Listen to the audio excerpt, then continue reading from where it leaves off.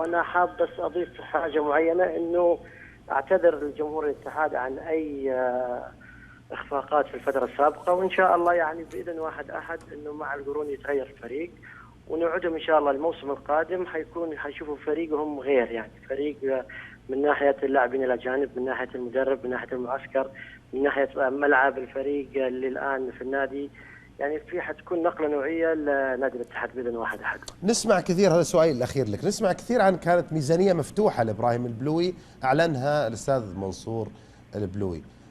في اتحاديين يرون أن احنا ما شفنا حتى الآن في الاتحاد ما يوحي بوجود ميزانية مفتوحة أو دعم مفتوح كما قيل. تعليقك؟ لا، أنا حاب أطمنهم. اليوم النادي يعني مين حيمشيه غير إبراهيم البلوي؟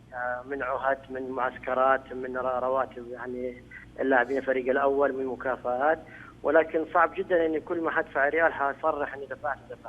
اليوم حتكون مش ميزانية مفتوحة بس أكثر من مفتوحة. أحب أطمن جماهير الاتحاد. نقدر نقول إبراهيم البلوي كم أنفقته حتى الآن من وقت ما جلست على مقعد الرئيس؟ لازم أقول عشان أريح الناس يعني يعني حوالي 7 مليون. 7